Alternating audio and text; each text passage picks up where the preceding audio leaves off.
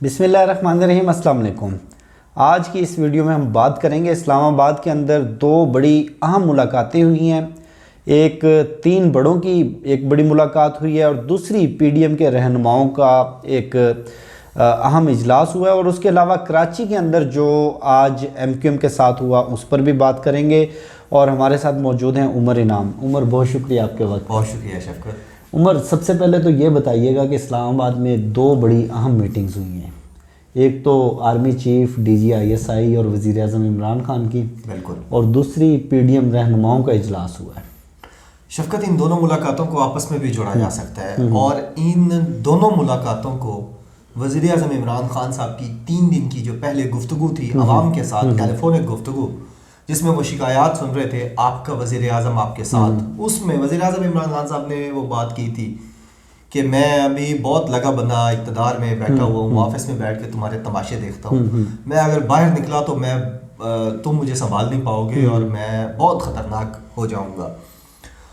वो बयान जो था वो हामिद मीर और उसके सारे टोले ने मिलकर ये प्रिटेंड करने की कोशिश की जैसे वो बयान आर्मी चीफ के हवाले से था, ठीक है, फौज के हवाले से था। हालांकि वो प्राइम मिनिस्टर वाज़े तौर पर पीपल्स पार्टी, नून लीग और मौलाना फजल रहमान के लिए वो बयान था।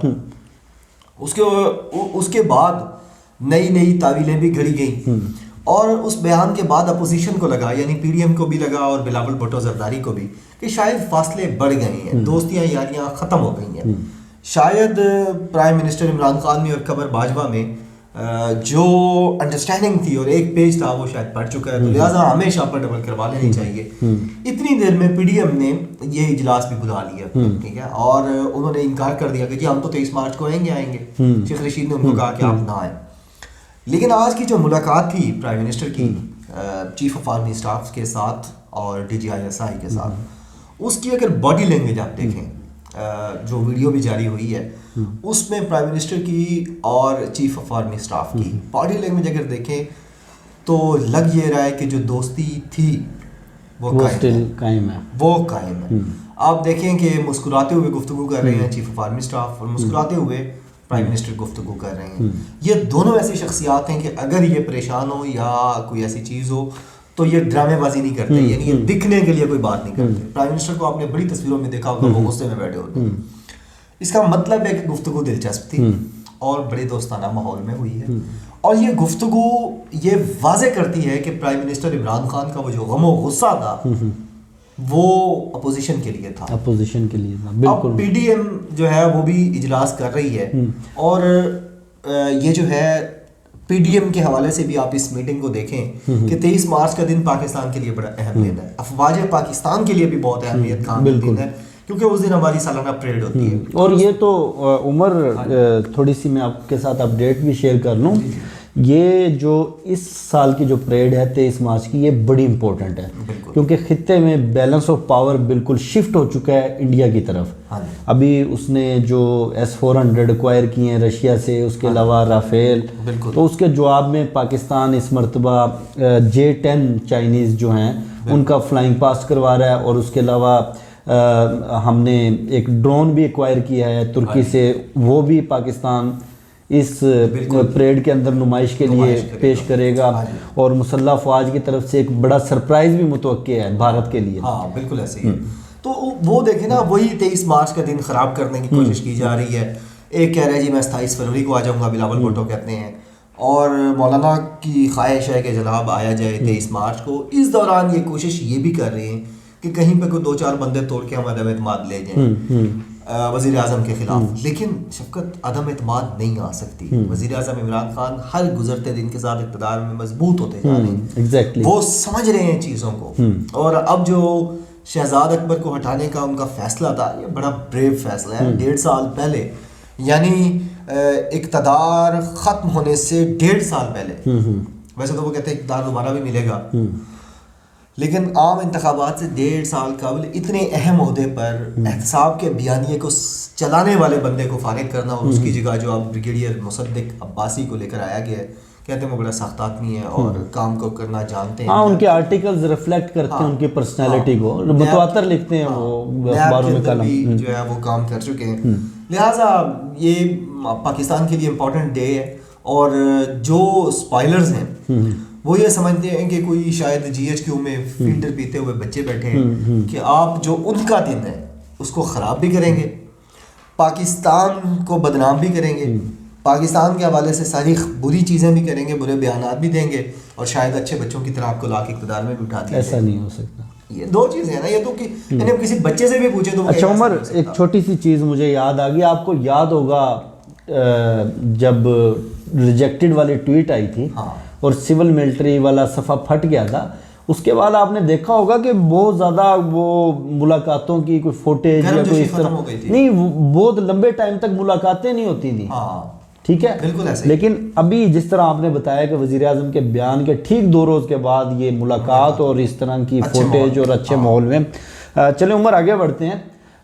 آج کراچی میں جو کچھ ہوا، ایم کیو ایم کے کارکنوں کے اوپر جس طرح سے تشدد کیا گیا، مطلب تشدد تو شاید بہت چھوٹا لفظ ہے، جو سفاکیت کی گئی، اور پیپلز پارٹی کی گورنمنٹ نے جو کہ جمہوریت کا اور سول بالادستی کا اور انسانی حقوق کا جھنڈا لہراتے ہیں، چیمپئن بنتے ہیں. میں اکثر کہتا ہوتا ہوں کہ اس ملک میں اگر آپ کو 2 چہروں کی یا منافقانہ سیاست دیکھنی ہے تو اس وقت وہ سب سے زیادہ پیپلز پارٹی کر رہی ہے.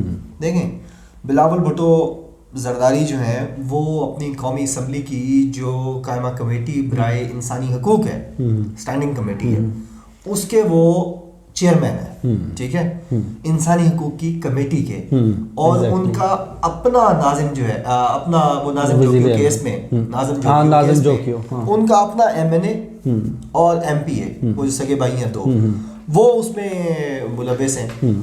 ایک ٹویٹ تک نہیں کی، بالکل ایسے کسی جگہ بات نہیں کی، بلکہ ان کو پروٹیکشن دے رہے ہیں. اسی طرح جو ہے وہ عزیر بلوچ کو یہ لوگ یہ فیسیلیٹیٹ کر رہے ہیں. اسی طرح باقی کیسز میں یہ سارے لوگ یہ کر رہے ہیں. تو انسانی حقوق کو وہاں دیکھا جائے. پھر آ جاتے ہیں جی جمہوری اقدار کی طرف. جمہوریت کیا ہے؟ ادارے مضبوط کریں گے. ادارے کہاں؟ راولپنڈی جا کے مضبوط کریں گے. یہ 26 دسمبر کو ملاقات ہوئی ہے آصف علی زرداری کی.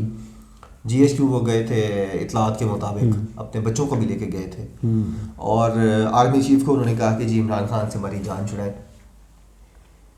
کہتے ہی ہیں ویسے، نہ ٹیبل کے نیچے ہم تھے نہ کوئی بتانے والے تھے، لیکن جو میچور اور بڑی سینئر رائے ہے وہ یہ ہے کہ آرمی چیف نے ان کو کہا ہے کہ وہ پڑے میدان اور وہ بیٹھے نیازی.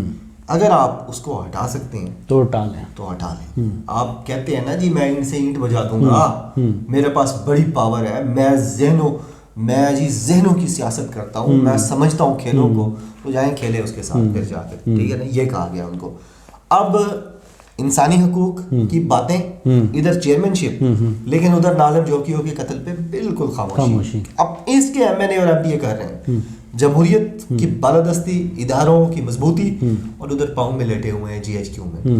اب جو آپ نے بات کی ہے کہ جناب جو احتجاج ہے جمہوریت کا حسن ہے، خود 27 فروری کو اسلام آباد آ رہے ہیں اور کہتے ہیں ہم گند صاف کرنے کے لیے آ رہے ہیں، اور جو اپنا گند انہوں نے مچایا ہوا ہے پچھلے 40 سال سے کراچی میں، اور مسلسل یہ 13 سال ہو گئے ہیں کہ ان کی حکومت کو مسلسل شفقت صاحب 13 سال، اور ایک شہر کو یہ صاف نہیں کر سکے. آپ بھی کراچی جاتے رہتے ہیں. اور ایک تو صاف نہیں کر سکے، دوسرا جو لوکل گورنمنٹ کے اختیارات تھے وہ انہوں نے صوبائی حکومت کو دے دیے ہیں. بالکل اپنے پاس رکھ لیے. یہ اسی کے خلاف احتجاج ہو رہا تھا، بلدیاتی قانون جو، اور ویسے کہتے ہیں کہ سول بالادستی، جمہوریت، انسانی حقوق، اور وہ جو جمہوری اقدار والے احتجاج ہو رہے تھے آج ان کالے قوانین کے خلاف، اس کے اوپر دیکھیں کس طرح لاٹھی چارج کیا، اور ان کے اراکین اسمبلی کو پکڑ کے گھسیٹ کے کپڑے پھاڑ دیے ان کے، اور ان کو گاڑیوں میں ڈالا ہے.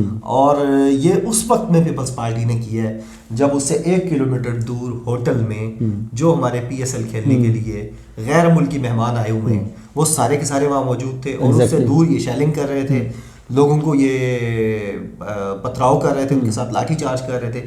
یہ پورا تماشا جو کریٹ کیا گیا ہے، اس نے دوبارہ سوالیہ نشان لگایا ہے بلاول بھٹو زرداری کی سیاسی تربیت پہ، سیاسی مستقبل پہ، اور ان کی پالیسیز پہ.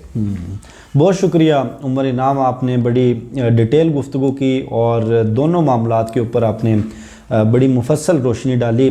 مجھے شفقت علی کو اور عمر انعام کو دیجیے اجازت. ویڈیو کے حوالے سے فیڈ بیک ضرور دیجیے گا. انشاءاللہ آپ سے پھر نیکسٹ ویڈیو میں ملاقات ہوگی. پاکستان زندہ باد.